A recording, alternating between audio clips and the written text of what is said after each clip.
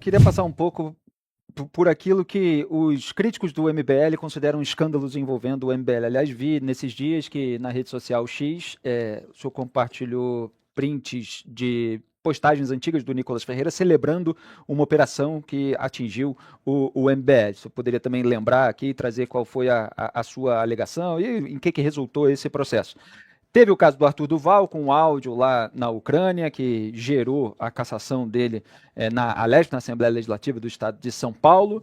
E teve o caso do Cristiano Beraldo, certo? Que é da Refit, da refinaria ali às margens da Avenida Brasil, na zona norte do Rio de Janeiro, um escândalo de sonegação fiscal, e ele acabou se desligando do grupo. Quais são as suas explicações em relação a esses episódios que geram tantas controvérsias e críticas e ataques de rivais e tal nas redes sociais? E qual é, vamos dizer assim, um limite seu, do Partido Missão, em relação a algum tipo de episódio desgastante? Porque no caso do Arthur Duval, o senhor o defendeu, ficou do lado dele e se posicionou contra a cassação, etc. No caso do Beraldo, houve esse desligamento.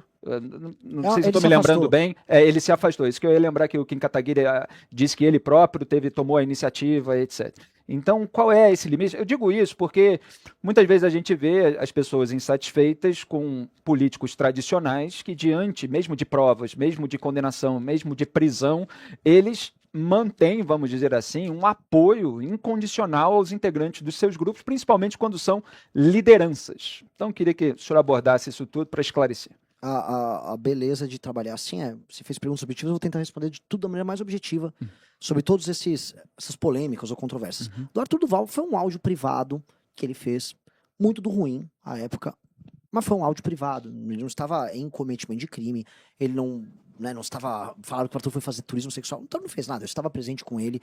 Todas as alegações que fizeram contra o Arthur foram derrubadas na justiça. Ele apenas perdeu o mandato porque, sejamos sinceros, o Arthur era um deputado que cobrava muito. Ele fiscalizava muito e aquilo foi utilizado como uma alavanca para punir ele. Tanto que havia um deputado que apalpou os peitos de uma outra deputada e ele era do Centrão, e ele basicamente foi perdoado, inclusive pela deputada que ele apalpou os seios, né, mostrando que a questão do Arthur é uma questão meramente política, conjuntural. E vamos ser honestos, para um cara que cobrava tanto, ele não podia dar esse mole. Essa é a real.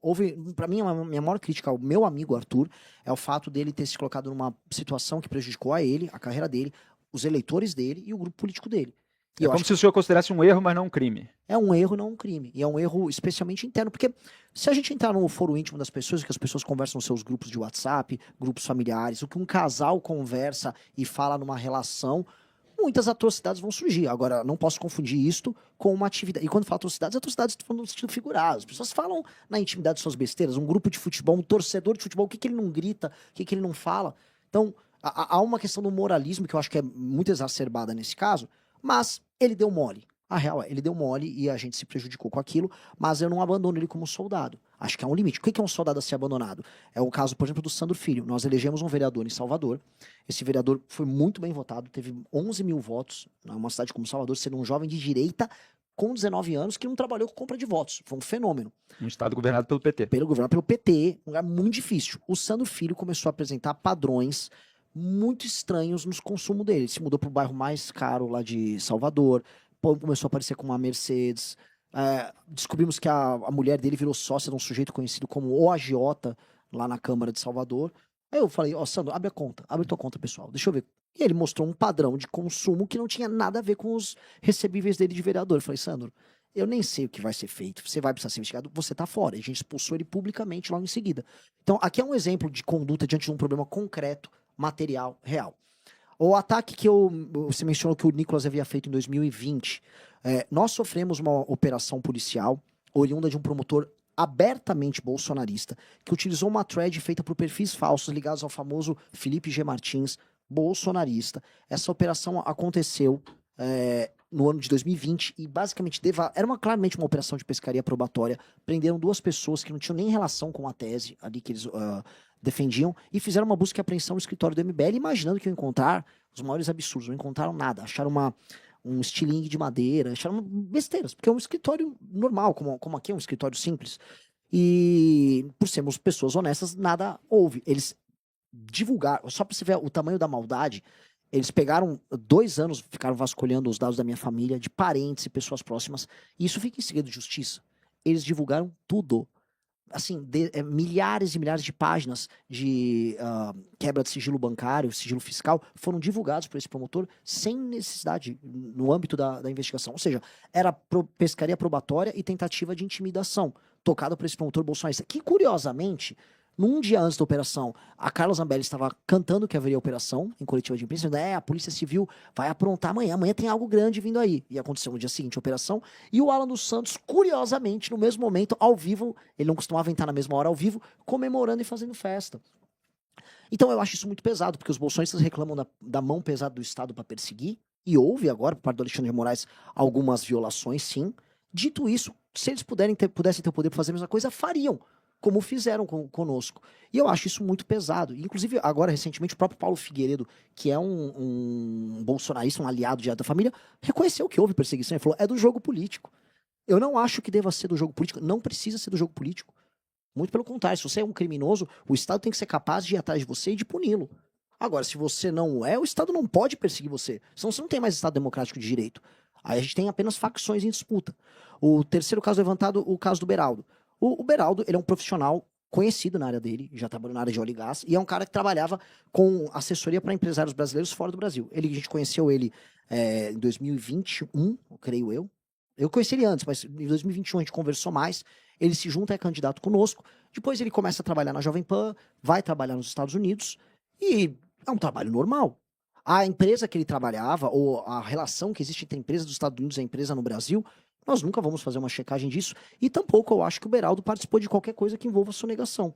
Agora, ele foi uma pessoa tão correta nesse caso, que ele falou, não, eu não vou dar a vocês nem, vamos dizer, o desconforto de ter que participar dessas discussões. Eu vou fazer a minha defesa, tranquilamente, e vocês tocam a vida de vocês. Que eu acho que é uma postura correta para alguém que está sendo alvo disso. Eu nem sei se ele é alvo de maneira formal de uma investigação. Ele foi arrolado ali porque tem uma empresa que está sendo alvo de uma investigação.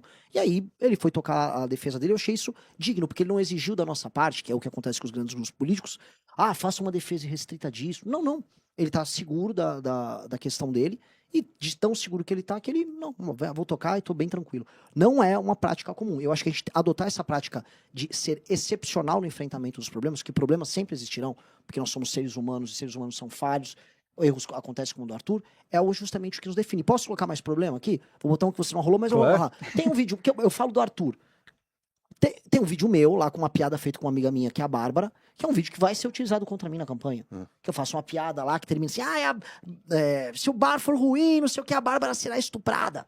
E aí estão usando, olha, o Renan tá encampando o discurso de estupro. Estou fazendo já uma outra coisa, que eu estou abordando mais problemas do que, inclusive, havia na pergunta, mas é para deixar claro, olha só, eu fui moleque com o próprio grupo ao não entender que aquela piada em que eu tava simulando que eu era um... A gente tava todo mundo bêbado na rua, numa festa privada, falando que a gente ia botar fogo nas coisas, simulando que eu era um bárbaro. Era uma brincadeira, uma encenação. A própria Bárbara, minha amiga, participava. Eu fui responsável em fazer aquela brincadeira naquele contexto, entendendo que isso poderia ser utilizado contra o nosso grupo depois, como será utilizado nas campanhas do Flávio e do Lula contra mim.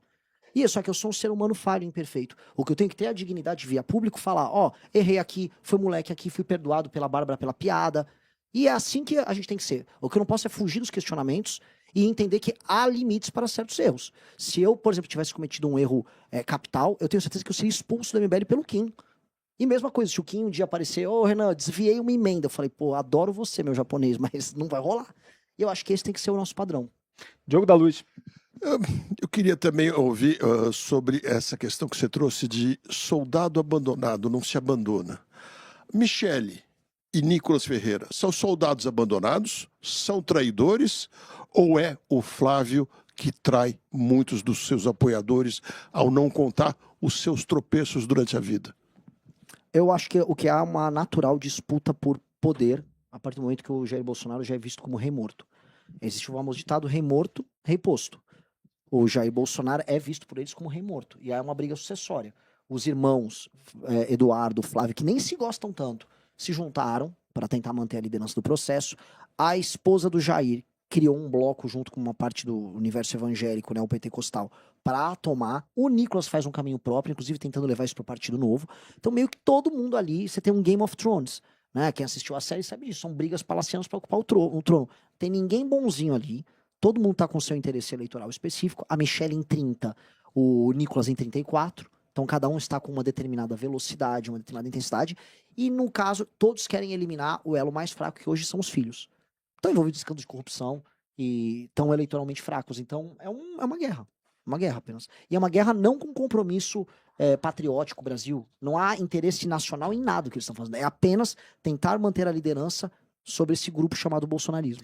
Aproveitando esse gancho aí dos escândalos, queria saber da questão dos ministros do STF, Procurador-Geral da República, de como deve ser essa relação, já que a gente tem uma série de escândalos, como você citou, o Master, por exemplo, que atingiu aí os ministros Alexandre de Moraes, Dias Toffoli, fora o uso de aeronaves ligadas ao Daniel Vorcaro por outros ministros, como Gilmar Mendes, como Cássio Nunes Marques, relação de consultoria, contratos advocatícios. O Procurador-Geral da República, Paulo Gonet, é ex-sócio e amigo íntimo do Gilmar Mendes. E o senhor fez um vídeo que publicou nas redes sociais, mostrando item a item de determinadas pautas em que lulismo e bolsonarismo estiveram juntos. E uma dessas pautas era a aprovação do Augusto Aras, a indicação e a aprovação do Augusto Aras como Procurador-Geral da República, que foi antecessor aí do Paulo Gonet. E outra foi a sabotagem da CPI da Lava Toga, em 2019, que investigaria o Dias Toffoli, inclusive pela abertura do inquérito das fake news, e também tinha um elemento ali sobre Gilmar Mendes. No entanto, esses dois grupos atuaram contra. Qual deve ser a relação de um poder executivo, de um presidente da República, com esses grupos? Ronaldo Caiado, por exemplo, outro dia estava sendo questionado porque compareceu ao aniversário da então esposa do Gilmar Mendes. Ele disse que é amiga dele, mas que isso não muda nada, e também esteve lá concedendo títulos de cidadão honorário, cidadão de Goiás, etc., a alguns ministros do STF.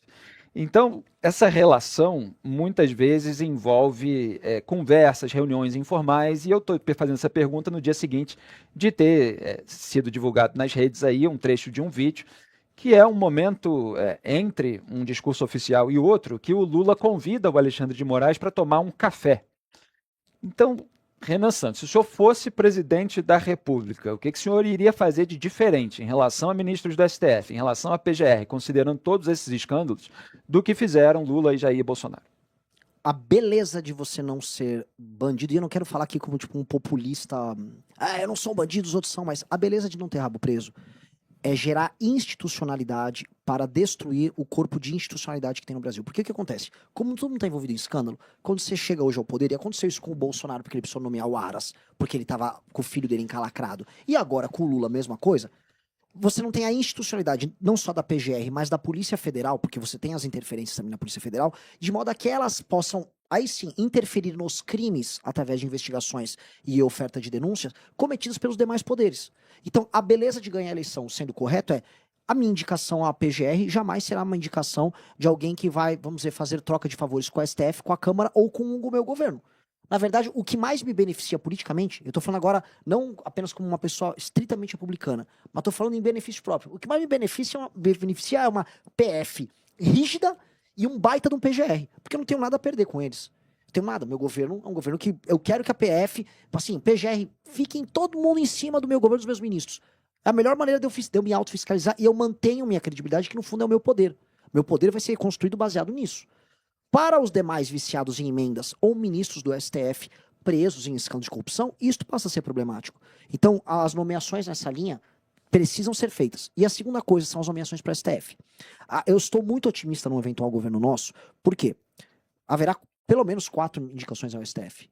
Com 4 indicações ao STF, e eu digo 4 porque eu não acho que o Lula vai conseguir fazer a dele esse ano, a não ser que ele ganhe, aí, né, enfim, não vai fazer diferença. Aí ele faz as 4. Que é a vaga do Luiz Roberto Barroso, que se aposentou, ele tentou emplacar o Jorge Messias, mas a aprovação acabou sendo derrubada. Exato. Com 4, mas o bom trabalho que o André Mendonça vem fazendo, e de pelo menos 3 anos pra cá o André Mendonça vem se estabelecendo como uma figura séria, a gente consegue, aí convence mais um, e infelizmente, olha só a draga que nós estamos institucionais. Aí eu vou falar aqui do problema institucional. Você consegue fazer maioria no STF, que é o que todo mundo sabe que o próximo presidente vai fazer, Com esta maioria, você tem que ter nomeações, que tem que ter um compromisso público, e eu ainda vou apresentar isso em carta, um compromisso público com a institucionalidade do STF. As nomeações têm que ser de ministros que vão se comprometer publicamente em recolocar o STF dentro da sua própria caixinha, em um código de ética para o STF, para o funcionamento dele. Então você vai ter que fazer as nomeações do próximo presidente da República, se bem intencionado, que coloquem ele nessa nova posição que a PF tem que ter e que a PGR tem que ter, que é da estrita institucionalidade. Ao fazer isso, a gente reequilibra o jogo dos poderes. E aí coisas podem acontecer que eu acho positivas. Por exemplo, muita gente não esperava nada do Flávio Dino. Flávio Dino hoje é um ministro do STF que está indo atrás das emendas. Ah, ele está indo atrás porque isso interessa ao Lula para pegar o Congresso e encabrestar. Acho que também é isso. Mas isso pode me ser muito útil como presidente, porque me interessa o Congresso Nacional ser investigado pelos crimes cometidos com emenda. Até para a gente poder disciplinar a emenda novamente, que é uma briga enorme que vai ter. Então, um ministro como o Dino pode me ser útil nesse sentido. Assim como ele pode me ser útil fazendo enfrentamento aos penduricários, como ele vem fazendo agora, e os super salários. Então, mesmo de onde pouco se espera, pode haver. E aí, politicamente, e isto é complicado, porque eu entro na seara que você citou do Lula indo tomar um café com o Alexandre de Moraes, ou a presidência da República institucionalmente vai ter que exigir do STF. Olha, nós queremos esse comportamento republicano, é exigir o básico. Flávio Dino, por favor, já que você está com esses casos na mão, por favor, gostaríamos de ver justiça sendo feita. A minha PGR, que não será minha, será uma nomeação estritamente técnica, está pronto para oferecer denúncias. Não porque eu quero, mas que se há crime e há indício de crime, por favor, toquem as operações. Essa tem que ser a posição institucional do presidente. Só que ele só poderá fazer isso se ele não tem rabo preso. Isso é muito claro. Se ele não tiver rabo preso, ele consegue fazer isso. Vamos fazer a última rodada, Diogo da Luz. Agora faltou entender como vai ser a relação com o Congresso numa presidência tão institucional que já teria resolvido grande parte das questões do Supremo, mas sabemos, são 584 deputados e senadores que querem seus espaços, suas emendas, seus cargos. Como resolver isso? Há um entendimento geral, inclusive do Centrão, de que eles cruzaram a linha. Que não dá para manter a festa que tá agora. A festa, a gente precisa entender assim, onde começou a festa, e temos aqui, acho que a pessoa que melhor cobriu esse processo, que é o Felipe Moura. A destruição da Operação Lava Jato a partir de 2019, ela bate com as datas do crescimento do INSS e do Master. Que é quando a turma que roubava tava na seca. Os caras assim, eu tô sem roubar bilhão há muito tempo, preciso voltar. E aí eles voltam. Aí é reconstruído o caminho da impunidade. E aí ele acelera no governo Bolsonaro, chega no pico agora no governo Lula. E aí ainda vem as emendas do orçamento secreto. E esta foi a grande decadência institucional nossa após Lava Jato. Isto chegou num nível de comprometimento que eles mesmos sabem que não dá para manter. Não só o tamanho das emendas, não só o envolvimento dele nesses dois escândalos que eu citei. Então, daqui eles sabem que não aumenta, e em conversas particulares, inclusive com lideranças políticas, todo mundo sabe que isso necessita ser alterado pelo próximo presidente. Se entra um Flávio, você vai ter, no máximo, assim, uma recomposição da roubalheira em outros termos com o Centrão. Se tem o Lula, você vai ter uma dominância do PT e um controle do PT sobre os escândalos, que é o que ele quer fazer com a nomeação dos ministros do STF. Um governo sério como o nosso vai partir do pressuposto que, a farra vai ter que ser alterada, vocês vão entender que não é mais um governo de impunidade, e se vocês quiserem compor um governo republicano, e aí eu vou ser muito honesto, não vou vir com populismo barato, eu vou precisar fazer composição com um monte de partido lixo que tem aí, e é uma coisa não eleitoral que eu tô falando, né, posso perder voto com alguém mais desavisado, mas é verdade, porque as pessoas vão votar em no mínimo 300 parlamentares corruptos que comprou voto com emenda desviada, eu vou ter que sentar com esses partidos, e aí eu vou fazer igual um parlamentarismo, que acho que essa é a inovação. O Chico sabe muito bem o funcionamento da nossa democracia. Tô tomando bronca. Não, fica à vontade. O funcionamento da nossa democracia. A gente foi um regime parlamentarista que virou presidencialista na nossa Constituição. Então você ganha uma eleição e ainda tem que formar governo depois.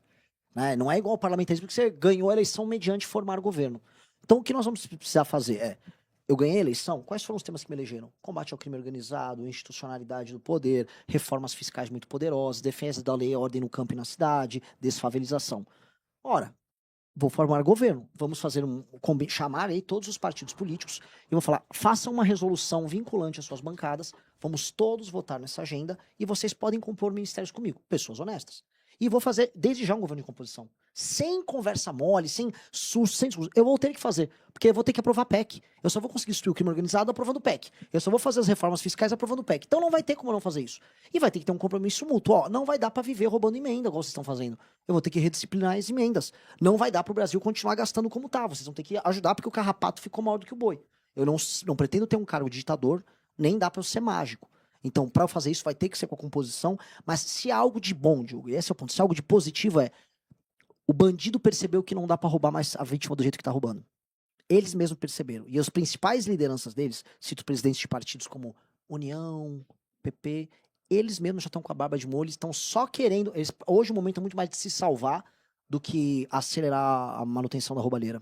Olha, tem uma notícia que acabou de sair, então eu vou aqui interromper, mas depois eu passo a palavra para o Chico Graziano aqui encaminhando para o final, mas para a gente aproveitar a presença do Renan Santos para já comentar. O marqueteiro do Flávio Bolsonaro acaba de ser demitido. Nota oficial, abro aspas.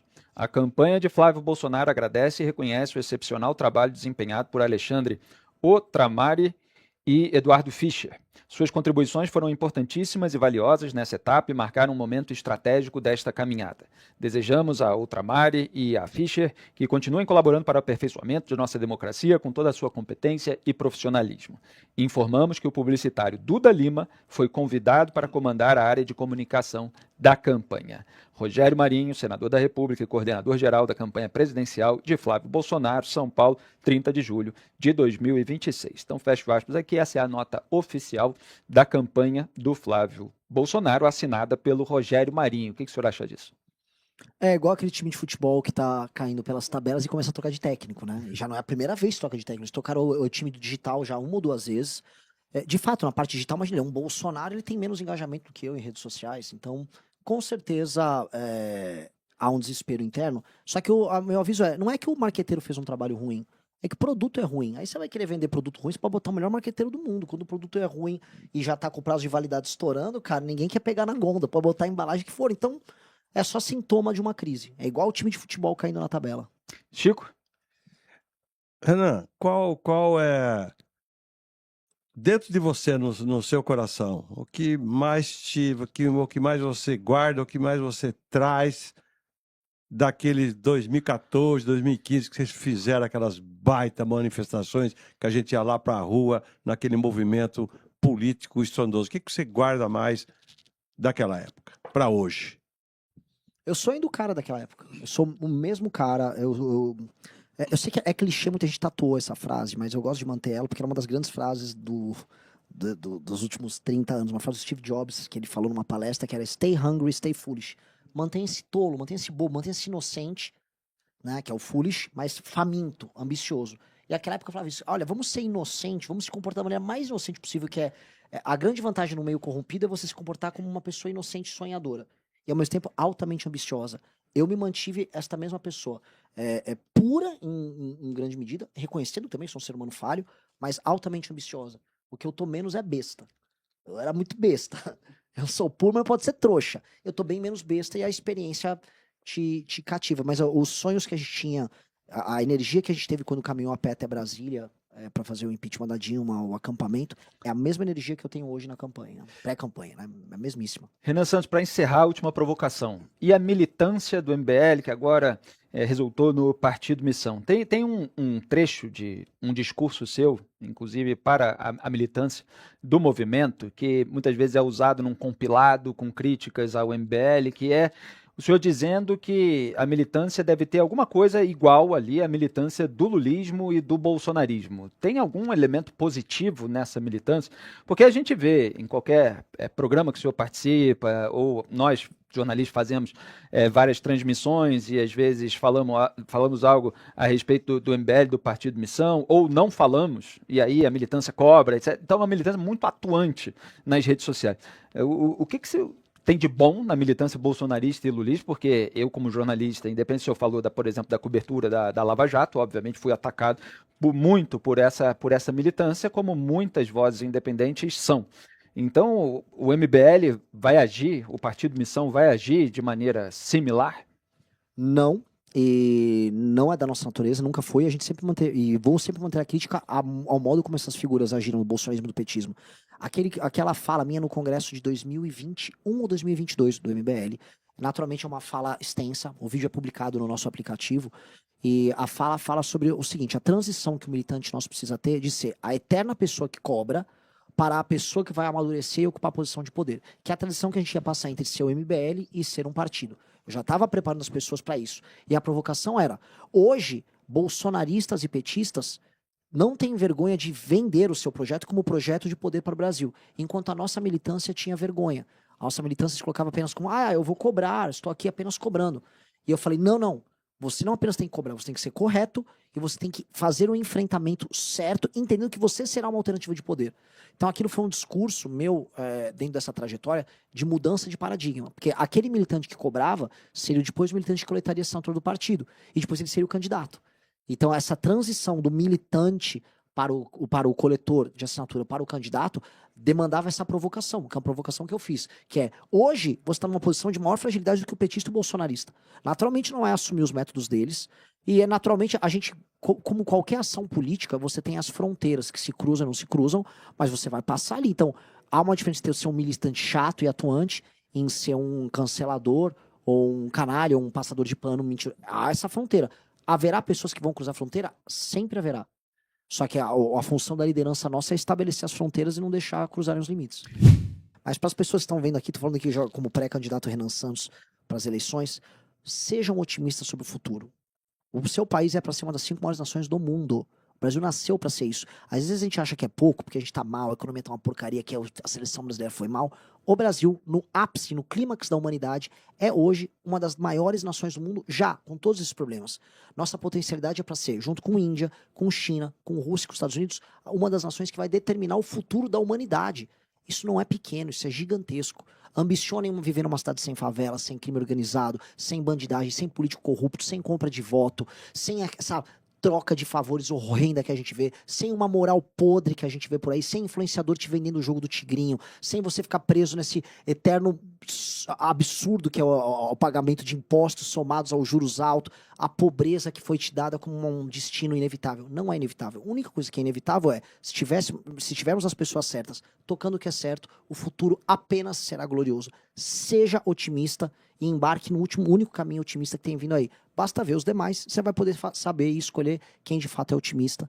E eu te convido para você pular nesse trem. Muito obrigado. Se você tem vontade de montar um canal de cortes para ajudar a divulgar as ideias do MBL e da missão, eu tenho um treinamento 100% focado mostrando como você pode sair do zero sem saber nada de edição, thumbnail, até você monetizar um canal de cortes e além de estar ajudando no projeto, também ser remunerado por isso. No mês de maio, por exemplo, o canal Inevitável Cortes faturou mais de 30 mil reais apenas de AdSense. O Felino Missionário e o Missão Avança, ambos fizeram mais de 1 milhão de visualizações e faturaram acima dos 14 mil reais. E se isso te interessou de alguma maneira, é só clicar no primeiro link da descrição desse vídeo, ou então ler o QR Code que tá aparecendo aqui no meio da sua tela agora, onde eu vou te explicar de maneira mais detalhada como você pode começar o seu próprio canal de cortes.